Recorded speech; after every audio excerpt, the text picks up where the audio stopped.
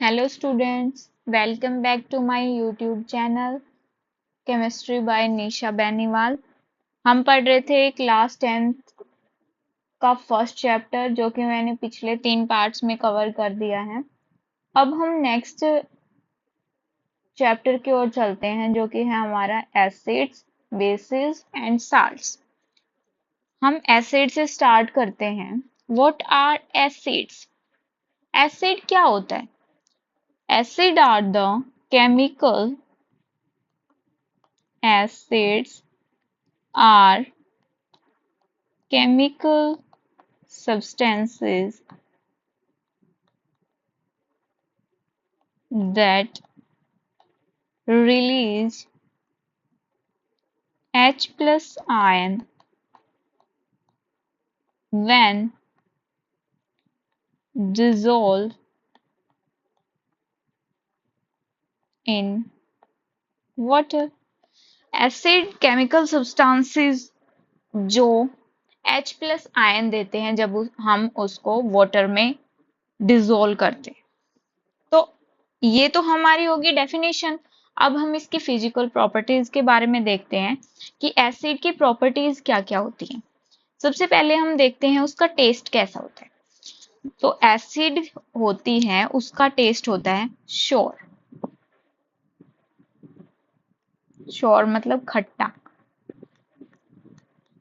Test में acid खट्टा होता है। उसका पीएच कितना होता है? जैसे कि जो पीएच स्केल है हमारा वो 0 to 14 होता है। उसमें 0 से 7 तक हमारे एसिड्स आते हैं, मतलब इनका पीएच होता है लेस देन 7। अब लिटमस पेपर की बात आती है तो ये ब्लू लिटमस को रेड लिटमस पेपर में चेंज कर देते हैं। Change blue litmus red. Okay. अब रिएक्शन विद मेटल में क्या होता है कि जब ये मेटल के साथ रिएक्ट करते हैं ना तो ये मेटल एसिड और हाइड्रोजन गैस रिलीज करते हैं। ठीक है। जैसे कि मैं एग्जांपल लेती हूँ कि मैंने एमजी मेटल मतलब कोई भी मैग्नीशियम मेटल है उसको मैंने एसिड कोई भी ले लो, जैसे कि मैंने HCl एसिड ले ली। इसको जब मैंने मैग्नीशियम को जब मैंने हाइड्रोक्लोरिक एसिड के साथ रिएक्ट करवाया तो मेटल एसिड ही बन जाएगा, मतलब MgCl2 प्लस हाइड्रोजन गैस। अब इसको बैलेंस कर लो, यहाँ पे 2 2 तो यहाँ पे हम 2 लगाते हैं। ठीक है। जब मेटल को एसिड के साथ रिएक्ट करवाते हैं तो मेटल एसिड और हाइड्रोजन गैस रिलीज होती है। फिर हम देखते हैं कि बेस के साथ रिएक्शन करते हैं तो उसका क्या होता है कि जब हम इसको बेस के साथ रिएक्ट करवाते हैं, एसिड को बेस के साथ रिएक्ट करवाते हैं तो वो salt plus H2 gas produce होते हैं। आयन इन वाटर, वाटर में H प्लस आयन देंगे जो हमने डेफिनेशन में देख चुके हैं हम, release H plus ion. Okay. ये था हमारा थोड़ा इंट्रोडक्शन एसिड्स के बारे में। अब हम बेसिस देखते हैं। बेसिस क्या होते हैं? सॉरी, उससे पहले मैं ये बताती हूँ, देखो आपको कि जो लिटमस होता है वो लिटमस एक पर्पल डाई होती है जो कि लाइकन नाम का कोई प्लांट होता है, जिसके मैं आपको दिखाती हूँ, एक सेकेंड। ये है हमारा लाइकन। इस लाइकन प्लांट से हम लिटमस को एक्सट्रैक्ट करते हैं। ठीक है। जो कि इंडिकेटर के तौर पे यूज किया जाता है। अब इंडिकेट का मतलब क्या होता है? इंडिकेट करना किसी भी चीज को। ठीक है। अब इंडिकेटर का मतलब मैं बताती हूँ आपको। What are indicators? एसिड्स के बेस, मतलब जो एसिड बेस के हिसाब से मैं बताती हूँ तो इंडिकेटर एक ऐसे सब्सटेंस होते हैं कि जो हेल्प करते हैं आइडेंटिफाई कि ये एसिड है या बेस है। ये बताने के लिए कि भाई ये एसिड है या बेस है, उसको आइडेंटिफाई करने के लिए हम इंडिकेटर का यूज करते हैं। अब मैं इसकी डेफिनेशन बताती हूँ आपको कि डेफिनेशन क्या होती है। Indicator is a substance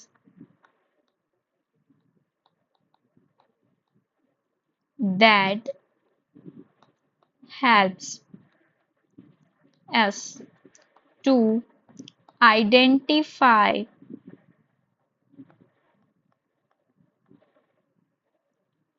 whether a substance is an acid or base। ये पता लगाने के लिए कि सब्सटेंस एसिड है या बेस। अब एक बात बताइए कि हमें ये पता करना है कि भाई एसिड है या बेस, तो हम हर एक चीज को टेस्ट कर करके थोड़ी ना देखेंगे कि भाई ये एसिड है ये बेस है। तो उसके लिए हमें एक हेल्पिंग हैंड की जरूरत होती है, जो होता है इंडिकेटर। उसको हम इंडिकेटर की उसमें पर्पज में यूज कर सकते हैं। अब एक बात बताइए कि जो नेचुरल इंडिकेटर्स भी होते हैं कुछ, जिसके मैं एग्जांपल बताती हूँ नेचुरल इंडिकेटर्स के। जैसे कि टर्मरिक का एग्जांपल ले सकते हैं। टर्मरिक को भी हम हल्दी को भी हम इंडिकेटर के तौर पे यूज कर सकते हैं। ओके, जैसे कि कैबेज लीव, ऐसे भी कुछ कुछ मतलब कि जो नेचुरल इंडिकेटर्स भी होते हैं, जिनसे हम पता लगा सकते हैं कि ये एसिड है और ये बेस है। ठीक है, अब नेक्स्ट हम देखते हैं कि बेसिस क्या होते हैं। बेसिस की सबसे पहले डेफिनेशन होती है कि बेसिस हैं वो जब हम उनको वाटर में डिजोल्व करते हैं ना, तो वो OH आयन रिलीज करेंगे। ठीक है, release OH ions when dissolved in water। अब टेस्ट उनका कैसा होता है? बीटर, बीटर इन टेस्ट, मतलब कड़वे होते हैं वो, बीटर इन टेस्ट। पीएच मैंने बताया था, जैसे 0 से 7 तक तो हम एसिडिक, मतलब एसिडिक होता है, 7 से नीचे पीएच हो जिसका भी। और जब 7 से 14 मतलब ज्यादा होता है 7 से, तो वो बेस की कैटेगरी में आता है, ग्रेटर देन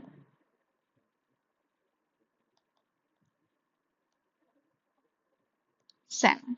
अब लिटमस पेपर की बात करें तो लिटमस पेपर क्या करता है? ये रेड को ब्लू में चेंज कर देता है। रेड लिटमस पेपर लेंगे तो वो ब्लू लिटमस पेपर बन जाएगा। फिर मेटल के साथ रिएक्ट करेंगे हम, इसको रिएक्शन विद मेटल। तो मेटल जब बेस के साथ रिएक्ट करेगा, मेटल प्लस बेस, तो क्या देगा वो? Salt plus H2 gas. अब आयन की बात हम डेफिनेशन में कर चुके हैं कि ये OH आयन रिलीज करेंगे। ठीक है, अब देखिए एक मैंने बात छूट गई मेरे से, सॉरी। जो एसिड्स हैं उनमें क्या है कि ये कोरोजिव होते हैं नेचर में। कोरोजिव का मतलब मैं बताऊं तो कि they are highly reactive and release high concentration of H positive ion. Corrosive होती हैं एसिड्स, क्योंकि वो क्या करती हैं कि ज्यादा रिएक्टिव होती हैं, और जब हाई कंसंट्रेशन हो जाती है तब ये H पॉजिटिव आयन देती हैं जब हम वाटर में डिजोल्व करते हैं। ठीक है, इसलिए इनको कोरोजिव बोला जाता है। Acids are corrosive. ठीक है, और बेसिस क्या होते हैं? Feel slippery. जैसे हम साबुन यूज करते हैं तो साबुन स्लिपरी होती है थोड़ी, वैसे ही सोप लाइक सब्सटेंसेस होते हैं यो, जो skin they react with fatty acid. जब उनको फैटी एसिड के साथ रिएक्ट करवाया जाता है तो वो स्लिपरी बिहेव करती हैं। ठीक है, अब आते हैं हम साल्ट्स पे। साल्ट क्या होती हैं? What are salts? साल्ट्स के बारे में बताऊं मैं आपको, पहले डेफिनेशन बता देती हूँ। What are salts? Ionic compounds formed from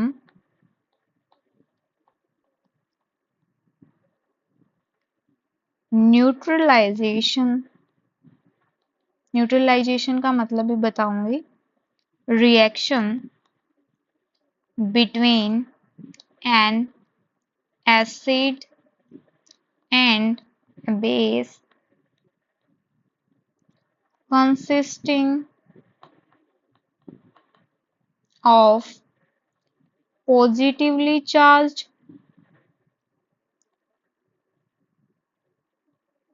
cation from base. मतलब कटायन होगा बेस और एनायन होगा, नेगेटिवली चार्ज होते हैं anion, negatively charge anion from acid। ठीक है, जैसे कि स्ट्रॉन्ग एसिड है, वो स्ट्रॉन्ग बेस के साथ रिएक्ट करेगी तो न्यूट्रल साल्ट बनाएगी, न्यूट्रल साल्ट प्लस वाटर। ठीक है, जैसे कि मैं एग्जांपल लेती हूँ, स्ट्रॉन्ग एसिड का एक ले लिया मैंने HCl, मतलब hydrochloric acid.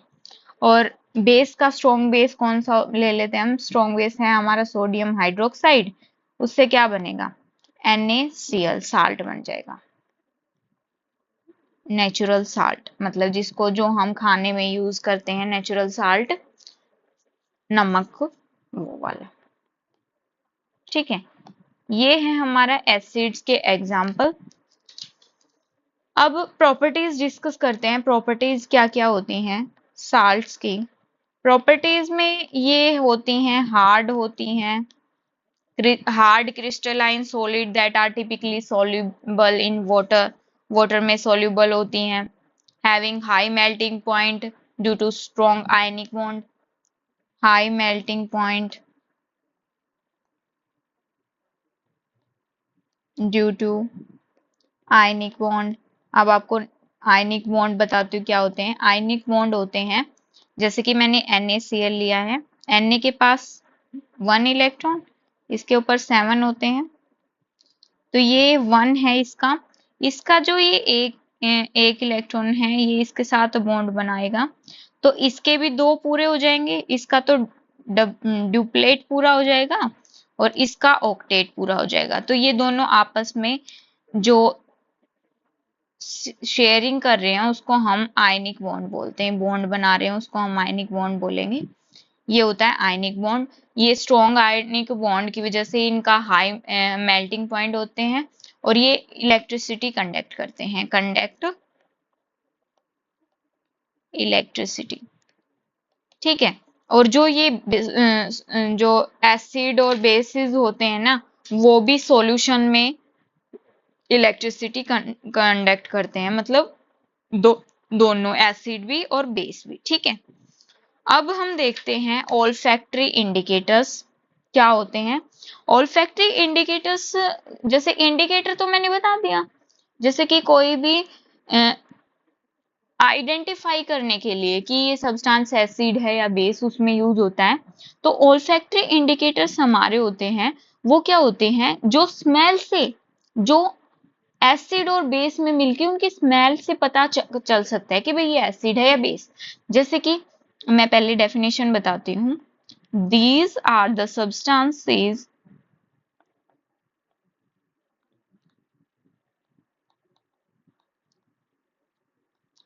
that change their smell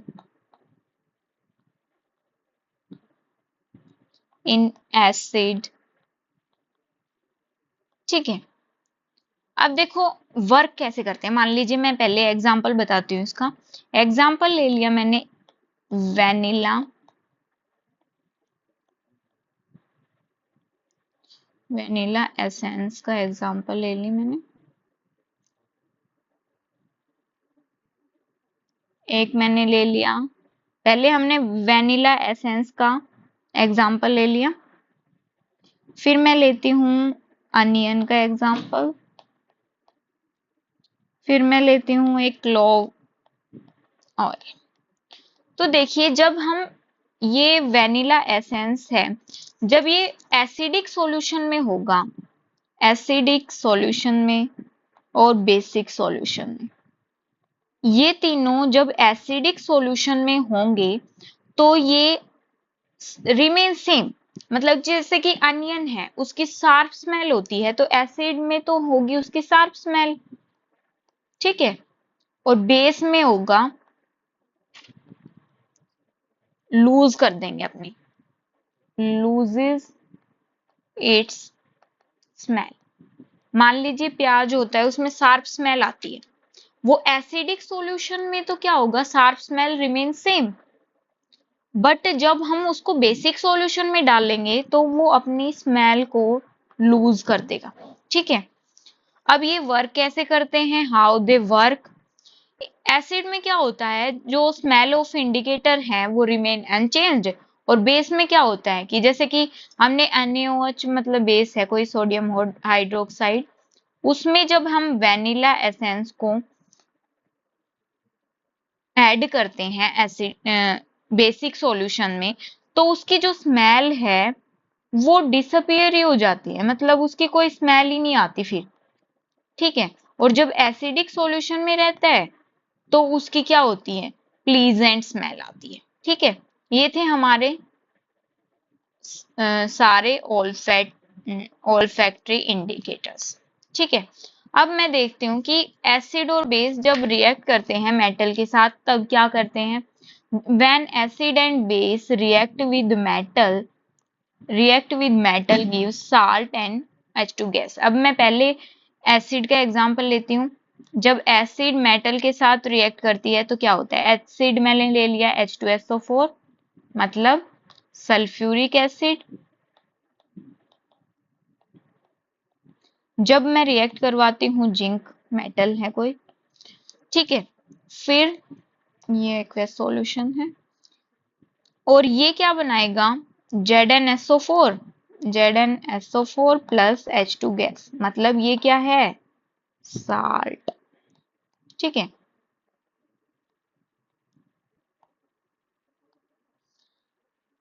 ZnSO4 को क्या नाम देंगे, जिंक सल्फेट, ठीक है, जिंक सल्फेट। अब मैं एक बेस का एग्जांपल लेती हूँ, जब कोई भी मेटल बेस के साथ रिएक्ट करेगा, सोडियम हाइड्रोक्साइड, तो क्या बनाएगा ये बनाएगा Zn, सॉरी ये बनाएगा Na2 ZnO2, हाँ ये बनाएगा, मतलब sodium zincate plus H2 gas, ये भी साल्ट है, ठीक है। इससे क्या पता चलता है कि एसिड को हम मेटल के साथ रिएक्ट करते हैं तो भी साल्ट प्लस हाइड्रोजन गैस, और बेस को जब हम मेटल के साथ रिएक्ट करवाते हैं तो भी salt plus hydrogen gas.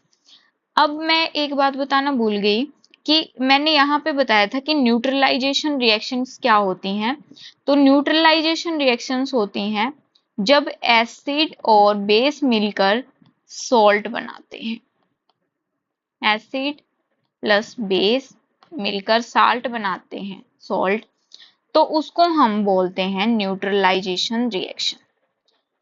Thank you, thanks for watching my video, please like share comment, thank you, bye bye.